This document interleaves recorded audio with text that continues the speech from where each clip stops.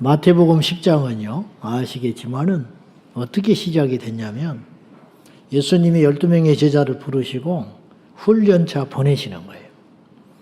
보내시면서 마치 모든 것을 꿰뚫어 아시듯이, 당연히 아시지만은 가서 내 복음을 전할 때 너희들을 환대하는 사람도 있을 것이고 핍박하는 사람도 있을 것이다. 그러나 염려하지 마라. 내가 함께 할 거다. 그래서 환대하는 사람이 있거든 거침없이 머물고 너희를 핍박하거든 가차없이 나와서 주눅들지 말고 담대하게 사역하고 오거라. 그러면서 덧붙여서 그 12명의 제자들만 앉혀놓고 당부하시다가 요게 조금 확대돼요. 그래가지고 장차 예수님을 믿고 복음을 전할 자들에게까지 일어날 일에 대해서 예언 섞인 말씀을 하셨어요. 그러니까 그 안에는 우리 지금 믿고 있는 우리도 포함되는 이야기들이 있더라 이 말이에요. 그게 뭐냐면 요지가 이거예요. 너희들이 나를 믿음으로 까닭없이 세상으로부터 미움을 받을 것이다. 근데 그렇게만 말하셨는데 그 말의 요지는 무슨 뜻이냐면 내가 모르는 게 아니야. 내가 다 허락한 거야. 그러니까 어려움이 온다 해도 낙심하거나 시험에 들지 말고 내가 지금 미리 말하는 것은 예수님의 사복음서에서 미리 말씀하신 이유는 첫째는 의문점을 갖지 말라는 말씀이고 두 번째는 견디라는 말입니다. 다 내가 미리 말했잖아. 내가 힘없어 그러는 거 아니니까 참고 견뎌라. 그런 의도로 말하신 거거든요. 그래서 앞으로 장차 믿게 될 너희들이 세상에서 모든 민족으로 하여금 예수님을 믿는다는 이유로 핍박을 받는 세상이 올 것이다. 이렇게 이제 이야기를 하셨습니다. 그래 놓고는 오늘 24절, 25절이 조금 난해한 말씀을 하셨어요. 이걸 좀 우리가 해석할 필요가 있습니다. 자, 맥락상 뜬금없는 말씀처럼 보이는 이야기를 하신 거예요. 한번 읽어봅시다. 다시 24절, 25절 시작. 제자가 그 선생보다 또는 종이 그 상전보다 높지 못하나니 제자가 그 선생 같고 종이 그 상전 같으면 족하도다. 집주인을 바알세불이라 하였거든 하물며 그 집 사람들이랴. 예수님이 제자와 종을 가져와요. 아무리 제자가 잘난들 스승을 능가하지 못한다.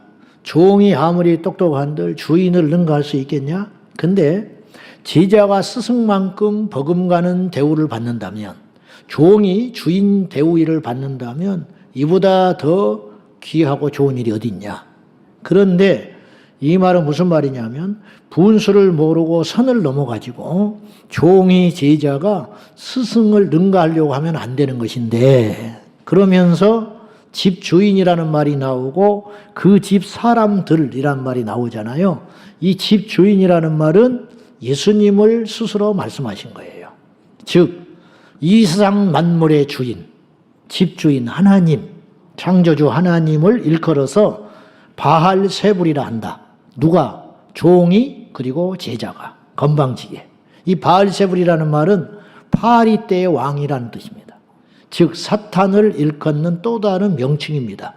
무슨 말이냐면 세상에 지금 득세하는 자들, 제자들은 물론이거니와 지금 예수를 믿는 이 시대에 그리고 장차 믿게 되는 사람들을 핍박하는 자들을 그들이 예수님을 일컬어 사탄이라고 핍박을 했다는 거예요. 그래 간이 배 밖으로 나왔죠. 그런데 그런 일이 일어나도록 내가 허락한 거야. 갑자기 일어난 게 아니고 하물며 나를 일컬어서도 사탄이라고 그러고 대적을 했다. 하물며 너희들은 그냥 두겠냐. 이제 이런 뜻입니다. 이 말씀이. 자, 이 땅에서 일어나는 예수님을 믿음으로 일어나는 핍박과 어려움들, 시련들을 어떻게 해석할 것이냐.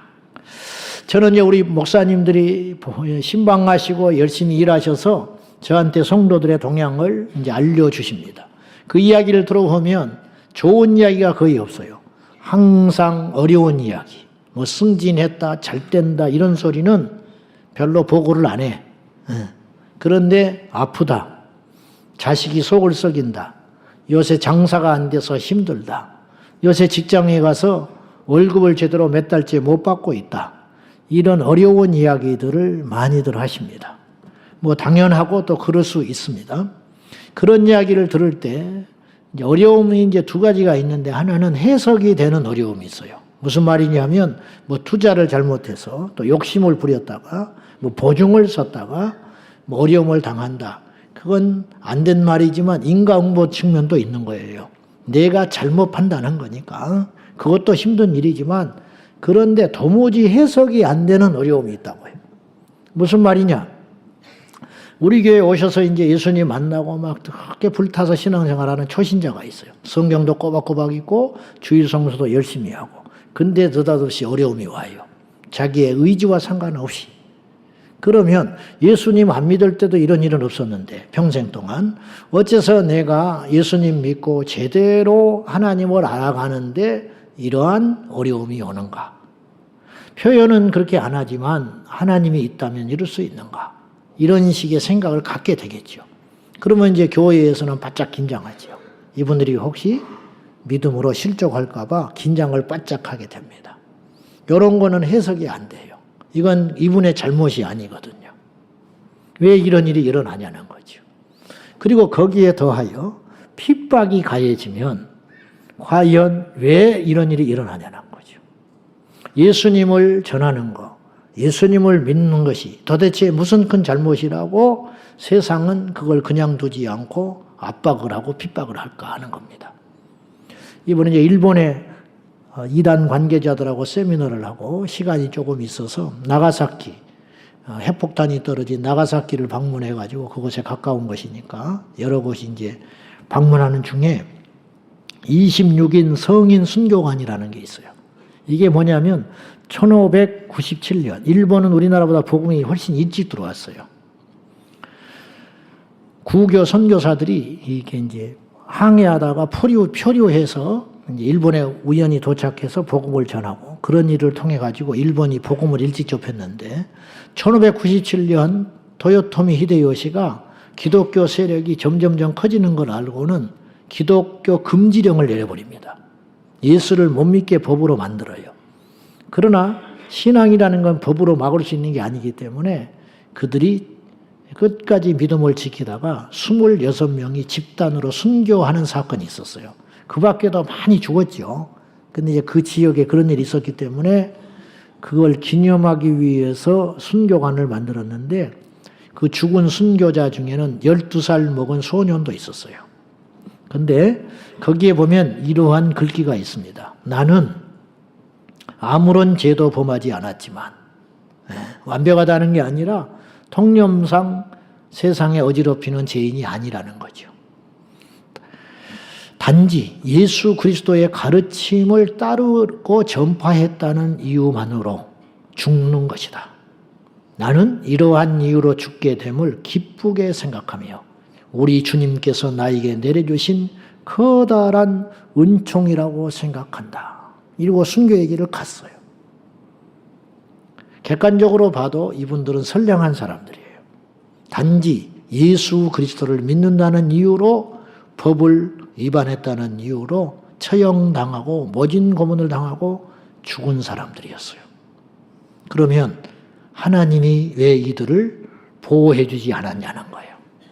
하나님이 없다든지, 하나님이 무능하셨다든지, 하나님이 몰랐을까요? 그건 아니라는 거죠. 그러면 오늘 본문의 예언은 하지 않으셨겠지요. 우리는 이해할 수 없지만 장차 예수 그리스도를 믿음으로 그 이유 하나만으로 세상으로부터 미움을 받고 핍박을 받는 일이 발생하게 될 것이다. 그런 일이 생길 때 어떻게 해야 되냐는 거죠. 그때 예수님도 고난을 당하셨습니다. 자, 힘이 없어서 당하셨을까요? 예수님의 고난받는 분명한 목적이 있었습니다. 그건 뭡니까?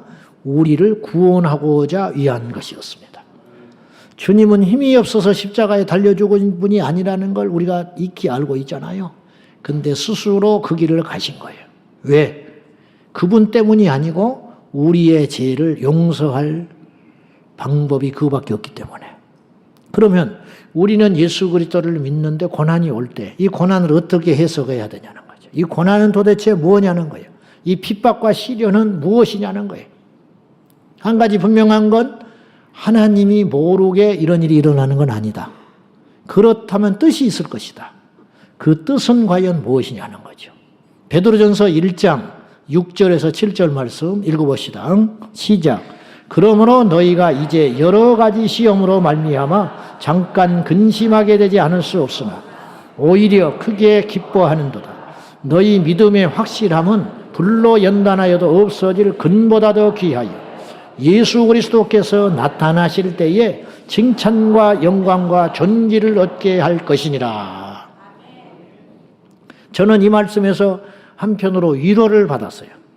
무슨 위로를 받았냐면 너희가 사도 베드로가 그 당시 잔혹한 핍박과 시련 가운데서도 믿음을 지키고 있는 자들에게 편지를 첫 번째 보내면서 위로하는 건데 너희가 이제 여러 가지 시험으로 말미암아 잠깐 근심하고 있구나.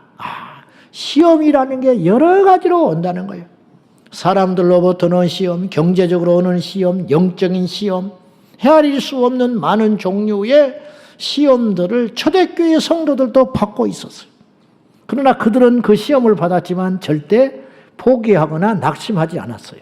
오히려 베드로는 이들을 어떻게 평가했냐면 너희들이 잠깐 근심되지 않을 수 없으나 오히려 크게 기뻐하고 있다. 그것은 너희 믿음이 확실하기 때문이다. 너희의 믿음은 금보다 더 확실하다.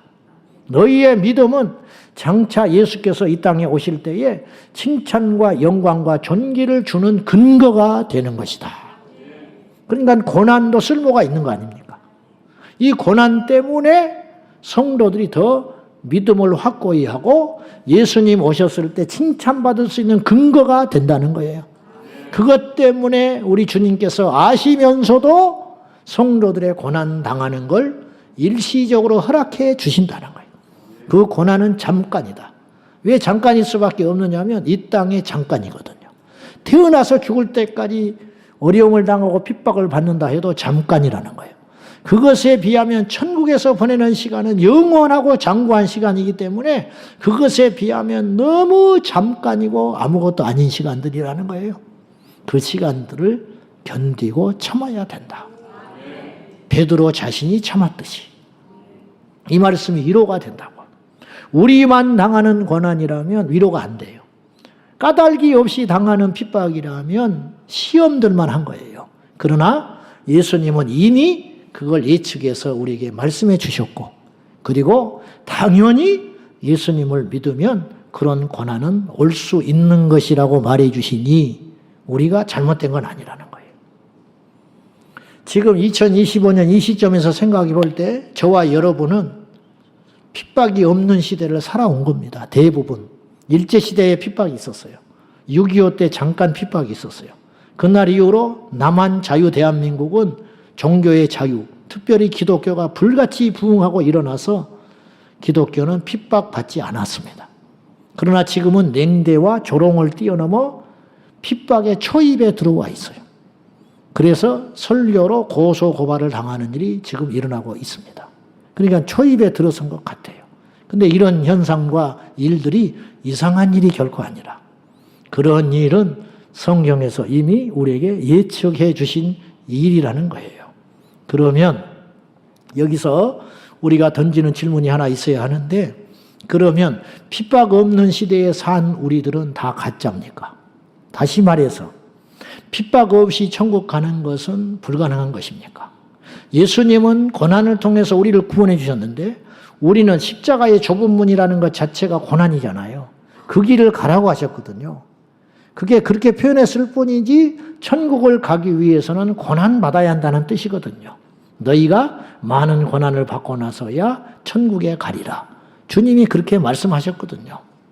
그러면 핍박 없이 예수 믿는 것은 가짜냐 하는 거예요. 꼭 그렇게 볼 수 없는 것이 단정은 못해요. 핍박의 시대에도 진짜와 가짜가 있었듯이 핍박이 없는 시대에도 진짜와 가짜는 존재하는 것입니다. 누군지를 모르지요. 얼마가 있었는지 모르지요. 막상 핍박이 오니까 가짜라고 여겨졌던 그리스도인들이 용감하게 자신의 믿음으로 기꺼이 십자가의 길을 갈 수도 있는 것이고, 겉은 멀쩡하고 믿음이 좋은 줄 알았는데 핍박이 오니까 하루아침에 내팽개치고 살겠다고 갈 수도 있는 거잖아요. 그러면 그러한 핍박과 시련이 있어야만 믿음은 증명되는 것처럼 보이지만 실상은 그렇지 않아요. 핍박이 없이 살아서 똑같이 죽어서 천국 갈 것 같지만 주님 앞에 서면 주님이 딱 구분해 버린다고요. 너는 핍박과 시험 받을 시간과 기회가 없었을 뿐이지 너는 가짜야.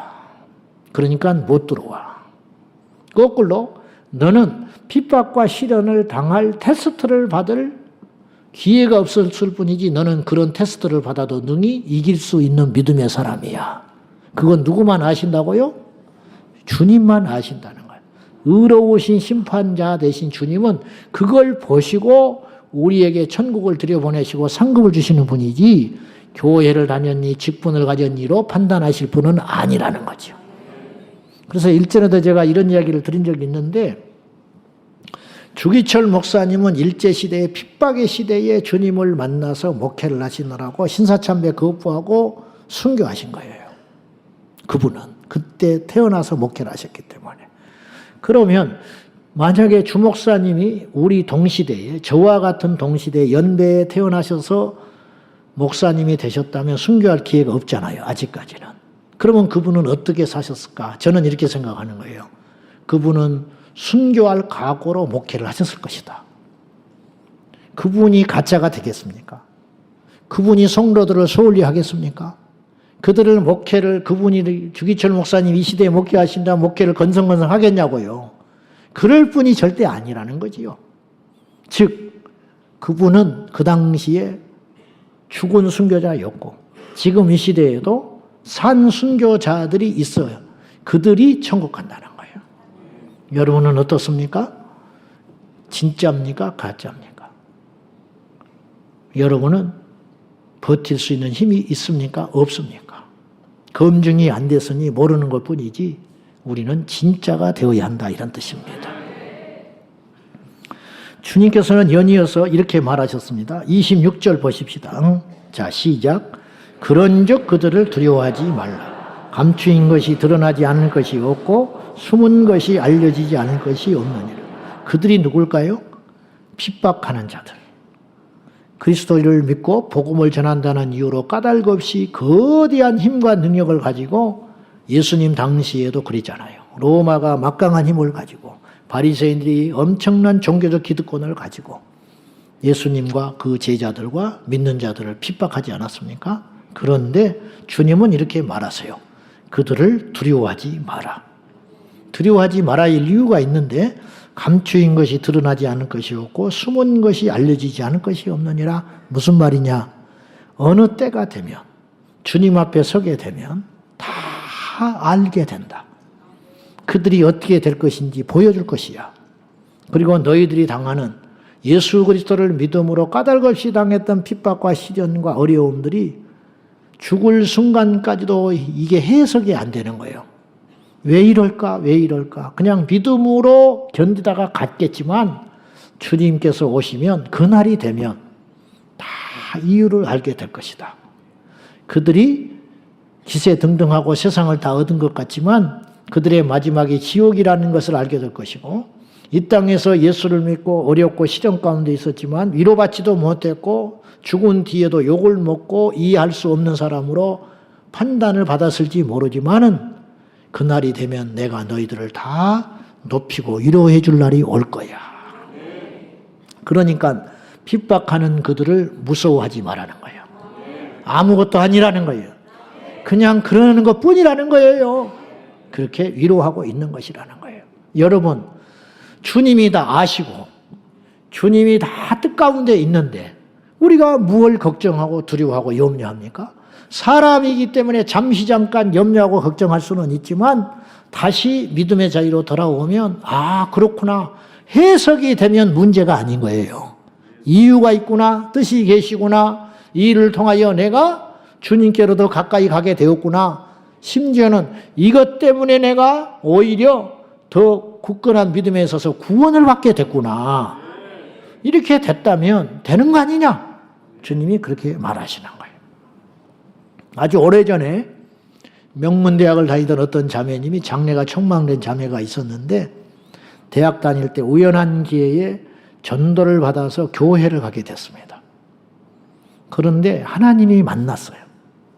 하나님이 그를 뜨겁게 붙들고 택하셔서 만나주셔요. 그래서 그가 주님을 만난 후에 선교사로 소원을 해요. 하나님이 살아계시고 자기에게 기다리셨고 그 소명을 그때 주셨다는 걸 깨닫고 하나님 앞에 선교사로 소원을 합니다. 집안이 믿지 않았기 때문에 난리가 났어요.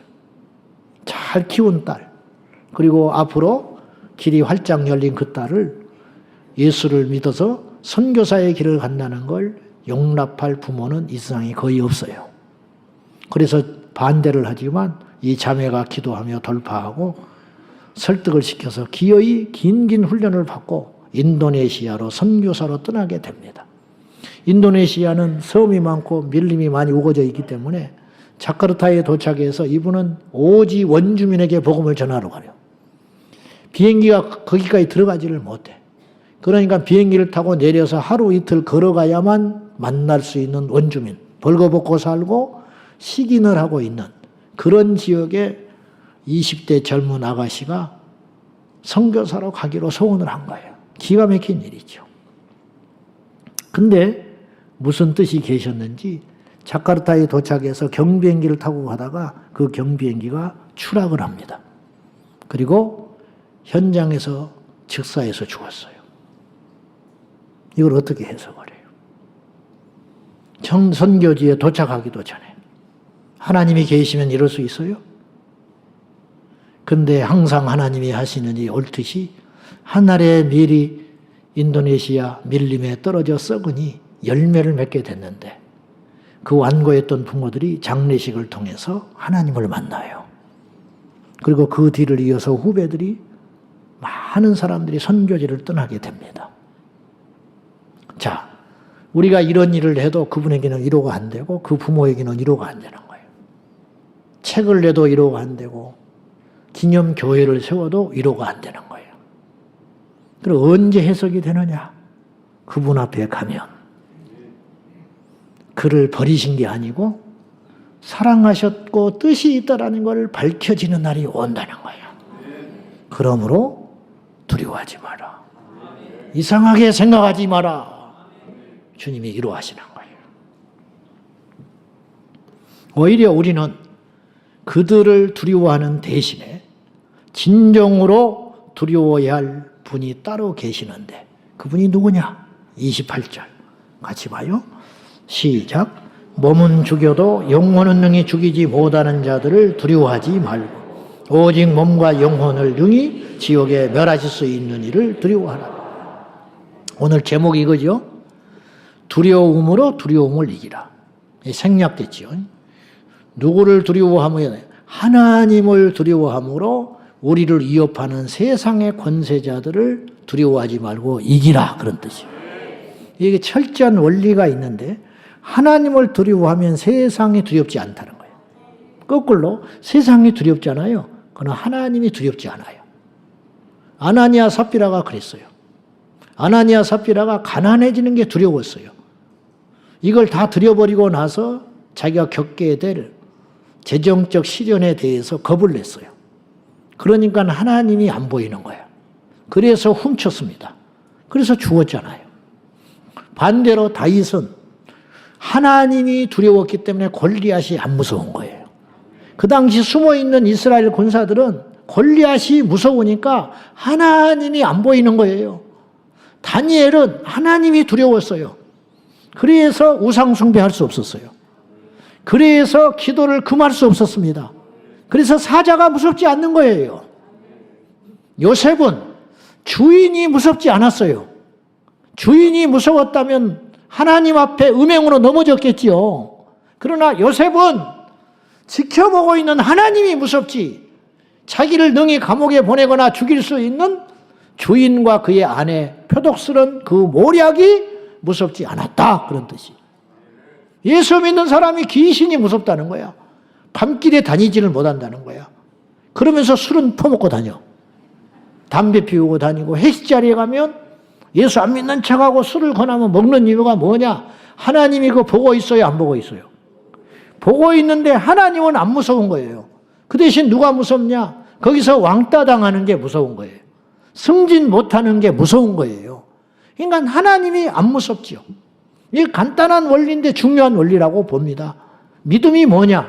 교회를 오래 다니는 거 좋습니다. 성경에 대한 지식을 갖고 있는 거 좋습니다. 다 좋은데 진정한 믿음의 본질은 뭐냐? 하나님을 의식하고 사는 거예요. 모든 악의 근원이 여기서 나온 거예요.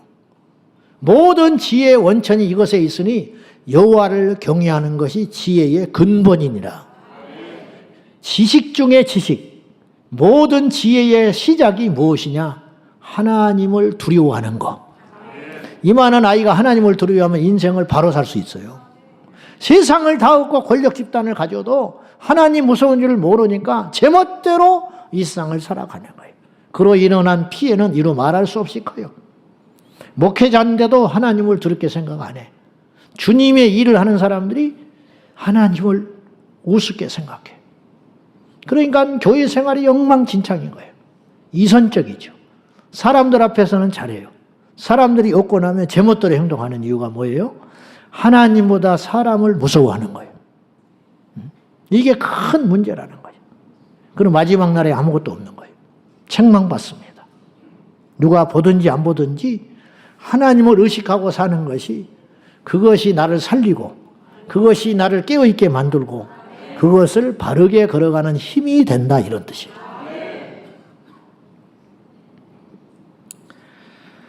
믿는 자들을 지금까지 핍박해 왔고 지금도 전 세계 어디선가 핍박하고 있으며 앞으로 우리 당대와 우리 후대에 걸쳐서 점점점 핍박하게 될 그 무리들,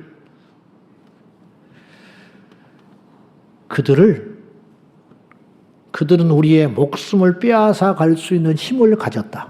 도요토미 히데요시처럼, 김정은이처럼, 시진핑처럼. 후난성은 기독교인들이 제일 많은 성 중에 하나인데 중국에서 지금 어떤 법이 발효가 됐냐면 예수 믿는 사람을 드디어 사기꾼이라고 칭하기 시작했어요. 사기꾼, 그리고 술수에 능한 자들. 그래가지고 집안에 기독교 용품을 두면 안 되게 법을 만들었어요. 후난성이. 무슨 말이냐? 성경을 집에 두면 안 돼요. 성경 구절을 써놓은 표구 같은 걸 벽에다가 걸면 방이 붙었어요. 제가 확인을 해봤어요. 뭐라고 붙어 있느냐? 그런 물품을 소유하거나 벽에 갖고 있는 사람을 신고하라. 그리하면 포상하겠다. 중국이 과거에 이 정도는 아니었어요. 근데 점점 핍박이 가해지고 있는데 그 이유가 뭐냐면 원래 달갑지 않는 집단이야, 기독교는. 사회주의 문화에서. 그런데 서구의 자본주의를 받아들일 수밖에 없었기 때문에, 다 굶어 죽게 생겼으니까 등소평이 서구의 문을 열면서 기독교를 받아들일 수밖에 없었어요, 형식상. 근데 지금 중국은 이제 배가 불렀어요. 세계 넘버 2 국가가 됐잖아요. 그러니까 더 이상 서양에 대해서 손을 벌릴 필요가 없는 수준까지 된 거예요. 자체 동력으로 돌아가는 나라가 됐어요. 그러니까 기독교에 대해서 박해를 해도 손해볼 것이 없습니다. 그래서 본색을 드러내고 있는 거예요. 점점점 그런 세상이 될 거예요. 그러면 그것이 강 건너 중국이나 저기 서구 세계에만 있는 일이냐, 해결권에서만 있는 일이냐, 그것이 아니고 우리나라도 머지 않았다라는 것이에요. 그거는 우리나라뿐만 아니라 전 세계가 그렇게 흐름으로 갈 수밖에 없다. 그 과정을 통해서 복음은 더 왕성하게 들어가게 될 것이고, 그리고 핍박과 시련을 통하여 진짜와 가짜가 구별되게 될 텐데, 그 꼭지점, 그 끝자락 어느 시점에 가면 성경의 약속대로 모든 민족에게 복음이 전해지는 그날 예수님께서 다시 오실 것이라는 거죠. 그걸 위해서 가는 거예요. 나이가 먹으면 여러분 혈압이 올라간다는 거 아시죠? 자동으로 올라갑니다. 그건 병이 있어도 있지만 이 조물주 하나님께서 우리 몸을 그렇게 만든 거예요. 그 이유가 뭐냐면 나이가 들면 혈관이 뭐가 끼게 되고 하수구가 점점 노후되고 막힐 거 아니에요. 그러면 혈압이 높아지지 않으면 피가 속속들이 들어가지를 못해요. 그래서 하나님께서 압을 높여주시는 거야. 그렇지 않겠습니까? 자, 핍박이 가해지면 복음을 전해지는 속도가 빨라집니다. 그러니까 핍박이 없으면 복음이 안 전해져요. 역설적으로.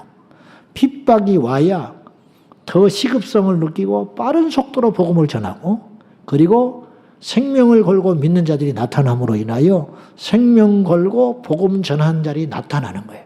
그래서 복음의 속도가 빨라지고 그로 인하여 주님이 오시는 거죠. 그러니까 종말이 되어 갈수록 핍박은 많아질 수밖에 없는 구조가 있다는 거예요.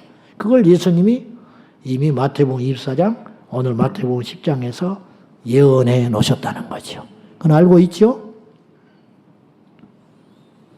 그것이 이제 사회주의 국가나 이방 국가에서만 일어나는 일이 아니라 기독교를 자처하는 자유민주주의 국가에서도 일어나게 된다는 거죠. 그들은 당시에도 힘을 가졌지만 하나님께서 허락하신 범위와 한시적 안에서 그들은 힘을 갖고 있어요. 바로 왕의 권세를 하나님이 줬거든요. 헤롯, 빌라도 다 하나님이 허락하신 거잖아요. 그런 막강한 권력을 가지고 믿는 자들을 핍박을 했습니다. 그들은 통치의 능력과 법을 집행하며 어마어마한 부를 가지고 세상을 호령하는 자들, 장차는 이제 앞으로 더불어서 장차 등장할 첨단 과학 기술 모든 것으로 무장하여 사람들을 감시하고 더 나아가 통제할 수 있는 힘을 가진 그들이 그 모든 이 화력을 믿는 자들에게 퍼부을 시간이 다가오고 있다는 거예요. 저는 음모론자가 아니고 그런 말들도 귀담아 듣는 사람은 아니지만은 되어가는 형국이 점점 그렇게 돼가고 있어요. 인정하든 인정하지 않든. 디지털 화폐라고 들어보셨죠? 디지털 화폐라는 개념은 이제 그 많고 많은 사탄이 이 땅에 예수 믿는 사람들을 핍박하는 도구가 수만 가지가 될 텐데 그 중에 한 가지만 소개를 한다면 실물 화폐가 아닌 디지털 방식으로 사용하는 화폐를 디지털 화폐라고 그래요. 눈에 보이는 종이돈이나 동전이 아니고 이 핸드폰 속에 들어가 있는 화폐라는 말이죠. 쉽게 말하면. 이 디지털 화폐에는 크게 세 종류가 있는데, 첫째는 전자화폐라는 게 있어요. 이제 이런 쪽에 종사하는 분들은 더 잘 알죠. 저는 어설픈 지식으로 설교를 위해서 잠깐 인용하는 것 뿐이고요. 전자화폐라는 건 선불카드 형태의 화폐를 말해요. 그러니까 내 돈을 디지털화 돼가지고 내가 현금으로 입금을 했지만 가상 공간 안에는 디지털화 돼 있다라는 거예요. 그러면 1,000만 원을 넣어놓으면 1,000만 원을 내가 카드를 들고 다니면서 쓰는 동안에는 이상이 없는데 다 쓰면 스톱되는 거. 이것이 이제 우리가 선불 카드 개념이잖아요. 그런 종류가 디지털화 된다는 거예요. 두 번째는 들어봤겠지만 가상화폐 같은 거, 비트코인. 실제 화폐는 아닌데 가상 공간 안에 내 재산으로 축적되어 있는 화폐. 이게 가상화폐잖아요. 그래가지고 이제 얼마 올랐다 내렸다 막 그렇게 하잖아요. 하기만 해봐. 비트코인 같은 거 하기만 해봐. 쫓아내버리니까. 땀 흘려서 일할 생각은 안 하고 하루 종일 젊은 것들이 핸드폰이나 들여다보고 오르락내리락 하는 거 보고 떨어지면 교회도 안 나오고 집안 구석에 처박혀서 나오지도 않고 돈이 좀 벌면 외제차 사고 그래서 흥청망청 쓰다가 인생 폐인 돼가지고 이게 마약 중독하고 똑같은 거예요 이게. 응? 일할 생각은 안 하고 일확천금 받은 노리고 다니다가 그러다가 사막에서 죽어버리는 거지. 그러기만 해보라고 그랬어 내가. 우리 청년들 중에 들켰다 내보내버리는 거예요. 다른 교회 보내야 돼. 볼 것도 없어. 그런 놈을 사위로 얻었다. 그런 거를 남편으로 받아들였다. 평생 슬피 울며 일을 가는 일이 있는 거예요. 나는 분명히 경고했어요. 하지 마. 여기 한 2명 앉아있는 것 같은데 2단만큼 무서운 거예요. 물들면이. 딱 손 씻고 가상화폐 투자하니 뭐 어디 가서 그런 거 관심 가지고 보니 신고해. 보상할 테니까. 진짜로. 내 주변에 얘가 이상해요. 요새 멀쩡한 놈이 그 예배 시간에 푹 쳐져가지고 자빠져 잠이나 자고 회사도 안 가려고 그러고 그 물든 거거든요. 그러기만 해봐. 신고하라고 진짜. 그 인생을 위해서도 신고를 해줘야 돼. 가지고 말 들으면 회개하면 받아주고 안 그러면 다른 교회 가라. 내보내버리니까. 그렇게 하지 마라 그런 뜻이에요. 그 다음에 이제 세 번째 종류가 있는데 중앙은행 디지털 화폐라는 게 있어요. CDBC라고 들어봤을 거예요. 센트럴 디지털 뱅크 커런시. 그래가지고 중앙은행 전자화폐라는 뜻이에요. 몰라도 돼 그런 거는. 몰라도 되는데 이 중앙은행 디지털 화폐를 중국은 이미 시행하고 있어요. 중국이 제일 앞선 나라예요. 그러니까 미국도 이제 이걸 했다가는 중국에 이걸 뺏기게 생겼다. 그래가지고 미국도 이제 시작하게 됐어요. 우리나라 지금 금융감독원에 근무하는 집사님이 계셔서 말을 들어보니까 이미 언론에도 나왔는데 여러분 다 봤어요. 지금 무심코 관심이 없어서 그러는데 작년 가을부터 한국은행에서 이거 시험하고 있습니다. 디지털 화폐 CDBC. 한국이 속도가 빠르기 때문에 이거 하면요 금세해요. 그러면 이 디지털 중앙은행 디지털 화폐는 뭐냐면은 중국 같은 경우는 지금 어떻게 됐냐면 화폐가 점점 사라지고 있어요. 돈을 현물로 쓰고 다닐 일이 별로 없어. 여러분도 지금 그렇죠. 오늘 지금 교회 오실 때 카드만 갖고 온 사람들 꽤 있을 거예요. 뭐 카드만 갖고 다녀도 어려움이 없어. 그러다가 요새는 어떻게 되느냐. 이 카드가 핸드폰에 들어왔습니다. 그래서 이제 핸드폰만 갖고 다녀. 지방에 가도. 핸드폰으로 가서 딱딱딱 정리하니까. 지갑 갖고 다니지 않으니까 편하거든요. 근데 이제 핸드폰도 힘들어. 요것도 귀찮아. 무거우니까. 그래서 지금 앞으로 길게는 10년 안에 핸드폰 없어집니다. 그럼 핸드폰 없어지고 어떻게 그러냐. 핸드폰이 들어와요. 몸속으로. 이제 그런 날이 곧 옵니다. 그랬다는 건 뭐냐? 칩이 일상화된다는 뜻이야. 그러면 나는 안 할래요. 그건 상관없는데 도태돼가지고 불편해서 살 수 없는 세상을 살아가게 된다는 거죠. 그래가지고 중국 같은 경우는 지금 뭐 큰 백화점이나 이런 건 말할 것도 없고 길거리에서 나와 있는 할아버지 할머니들이 자기 텃밭에서 뭐 야채거리 같은 거 재배해가지고 길거리 노점상 100원, 200원 이렇게 놓고 파는 할아버지 할머니들 있잖아요. 우리나라처럼 시골 장터 같은데. 그런데 가면 현금으로 100원, 200원짜리 사는 게 아니라 그 앞에 코팅해가지고 쭈글쭈글한 종이를 놔뒀어. 핸드폰으로 찍고 계산하는 거예요. 이게 디지털 화폐예요. 그래서 한국분이 가서 테스트를 하느라고 그걸 사고 현금을 줬어요. 중국 위안화를 주니까 잔돈이 없어. 그 시골 할아버지 할머니도 돈을 안 갖고 다녀. 돈을. 그래가지고 이 잔돈을 구하느라고 한참 그 동네를 돌아다니다가 잔돈을 겨우 바꿔와가지고 이 지불해 주는 것이 영상에 나왔어요. 중국은 시골까지. 그리고 중국에 CCTV가 7억 개가 있어. 7억 개. 인구가 약 13만 명인데 CCTV 카메라가 7억 개가 있는 나라. 7억 개. 그러니 어디서 뭘 하든지 다 잡히는 나라가 중국이라는 거예요. 중국은 사회주의 국가니까 그렇게 한다면 하는 나라가 되는 거예요. 미국이 그러니까 속도에서 못 따라가는 거예요. 그런 면에서. 그러면 이게 이제 처음에는 편리함으로 시작되죠. 도난, 위조 그런 게 없는 거예요. 그래서 보이스피싱 같은 거 당할 염려가 없어요. 디지털 화폐 시대가 열리면. 근데 문제는 이 편리함으로 시작한 일이 되든 안 해든 인간을 감시 통제하는 방향으로 간다는 거죠. 무슨 말이냐? 개인정보가 유출이 돼요. 여러분 지금 보이스피싱 오는 이유가 뭐냐면 여러분의 정보가 털려서 그런 거예요. 속된 말로. 그래가지고 막 몇천만 명이 SK 뭐 해킹 당했니 어찌니 그런 게 있잖아요. 그거 한 사람 앞에 1원씩 파는 거예요. 1원. 해킹해가지고. 그래가지고 여러분들의 정보가 지금 줄줄줄 새고 있으니까 전화가 오는 거예요. 그래서 선생님 그렇게 전화 오잖아. 전화번호를 아니까 누군가 전화를 하는 거지. 그러면 정보 유출이 됐잖아요. 그거야 뭐 이제 우리가 호응 안 해주면 그만인데 문제는 디지털 화폐가 일상화되면 어떤 일이 벌어지냐면 현금은 써도 흔적이 남지 않아요. 그 돈에 뭐 내 이름이 써 있는 건 아니니까. 근데 디지털 화폐라는 것은 여러분들이 어디 가서 돈을 쓰면 어디 가서 무엇을 했는지, 뭘 샀는지, 누구를 만났는지 다 드러나게 돼 있어. 1000만 분의 1이라도 좋은 거는 이런 거죠. 청소년 아이들이 편의점 같은 데 가서 술 사 먹고 담배 사 피우면 안 되잖아요. 근데 요새는 그냥 가서 사고 그러잖아요. 근데 이제 디지털로 화폐가 이제 시행이 되면 애들이 사 먹으면 딱 걸리게 돼 있어. 미성년자가 어느 편의점에서 몇 시에 담배를 샀다.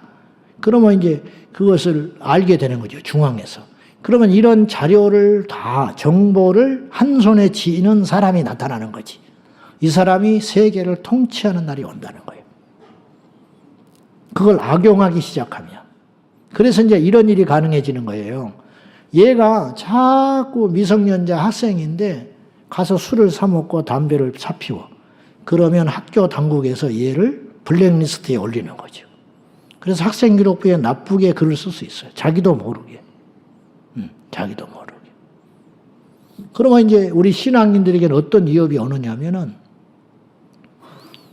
현금이 사라져버렸잖아요. 여러분 되도록이면 현금 쓰시오. 나는 그래서 일부러 현금을 좀 쓰는 편인데 나 하나라도 보태주려고 이런 세상을 좀 막아보려고 하는 것인데 참 어설픈 노력이죠. 어설픈 노력인데 참 이렇게 참 무섭고 답답한 세상이 된 거예요. 그런데 거대한 파도에 버티고 있는 작은 낙엽잎 하나 같은 생각이 드는 거예요. 자꾸만. 예수님 당시에도 믿는 자들은 그랬어요. 항상 그랬어요. 그러나 두려워하지 말라는 거예요. 왜? 다 주님이 알고 있다라는 거예요. 그러면 이제 현금이 없어져 버렸잖아요. 그럼 교회에 와서 헌금을 어떻게 하겠어? 이제 앞으로 옛날에는요, 온라인으로 헌금한다는 게 별로 상상이 안 됐었어요. 가끔 그런 교회가 있었어요. 근데 나는 일부러 안 했습니다. 헌금이라는 건 편리성을 떠나서 교회에 와서 직접 하는 것이 맞다. 나는 그렇게 좀 고집을 부렸었어요.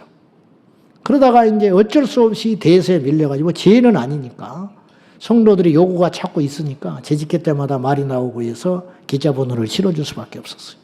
코로나가 오니까 일상화 돼버렸잖아요. 이게 지금 거의 그렇게 됐어요.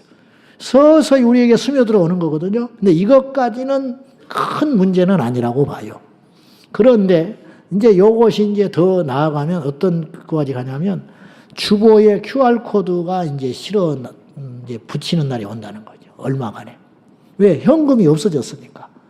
그러면 헌금합시다. 그러면 여러분들은 핸드폰을 다 꺼내가지고 QR코드에 딱 찍어가지고 11조 30만 원, 감사한금 2만 원 이렇게 이제 하는 날이 오는 거죠. 그럼 문제는 지금 여러분이 만약에 그렇게 하면 중앙에서 다 잡힌다는 거예요. 그 기록이 흔적이 남아요. 그러면 이제 기독교를 박해하려는 도구로 쓴다면 이렇게 쓸 수 있는 거예요. 아하, 요건 예수쟁이구나. 매주 제자광성교회 가서 몇 시에 5만 원씩 헌금을 했네? 이건 아주 골수는 아니다. 5만 원밖에 안 했으니까. 근데 어떤 사람을 보니까 매주 200만 원, 500만 원, 어느 때는 막 1000만 원을 했네? 요거 예수의 미친놈이구나. 그게 걸려 들어요, 안 들어요? 그게 다 흔적이 남는 거죠. 그렇게 되면 어떤 일이 벌어지느냐? 공무원 시험 볼 때 불이익을 주면 어떻게 할 거예요? 그걸 자료를 토대로. 공무원 시험 볼 때 불이익을 줄 수 있어요. 말이 안 된다고요? 기독교 금지령은 말이 돼서 내린 겁니까? 그러면 제가 묻고 싶은 건 이거예요. 버틸 수 있냐는 거예요. 그 시간들을 버텨낼 수 있냐 이거예요. 그것 때문에 승진해서 떨어지고 그것 때문에 직장에서 일찍 조기 퇴직을 시킨 다음에 무슨 근거로 그랬냐? 너 교회 갔잖아. 그런 날이 온다면 버틸 수 있냐는 거죠. 성경은 그런 날이 올 거라는 거예요. 그런 날이. 미리 말하신 이유는 뭐예요? 준비하라. 그리고 낙심하지 말아라. 왜? 내가 다 알고 있다. 결론입니다. 그러므로 우리에게 지혜가 조금만 있다면, 조금만 더 생각을 해본다면 이 땅의 신, 세상의 신, 권력과 힘과 능력을 가진 우리를 괴롭히고 우리의 재산을 강탈하고 심지어 우리의 목숨을 죽이고 살릴 수 있는 권력 집단을 두려워해야 되느냐? 아니면 죽은 다음에 내 영원한 인생을 지옥이나 천국에 보낼 수 있는 힘을 가진 하나님을 두려워하는 것이 옳으냐? 지혜가 여기 있으니 잘 따져보라. 그러면 답이 나온다는 거죠. 하나님을 두려워함으로 우리를 육체와 우리의 삶을 얼어붙게 만드는 거대한 사탄의 세력에 대하여 두려워하지 말고 승리하는, 그들을 두려워하지 않고 담대히 맞설 수 있는 힘은 어디서 오는 것이냐면 하나님을 두려워하면서 온다. 그걸 꼭 기억하고 이럴 때일수록 하나님께로 더 가까이 가는, 거기서 에너지를 얻고 거기서 힘을 얻고 거기서 진리를 얻어서 무장하는 저와 여러분 되기를 축원합니다. 목사님 너무 과한 이야기를 하는 것 같습니다. 저도 그랬으면 좋겠습니다. 제 말이 틀렸으면 좋겠습니다. 이 땅에 편안하게 예수 믿다가 죽을 때도 편안하게 죽고 천국에서 영원히 살았으면 좋겠습니다. 그러나 그런 일이 불가능하다면 이 땅에서의 잠시 잠깐의 고난을 감수해야만 천국에 갈 수 있다면 기꺼이 그 길을 택해야 하겠습니다. 기도하겠습니다. 하나님 아버지, 마땅히 두려워할 자를 두려워하게 하여 주옵소서.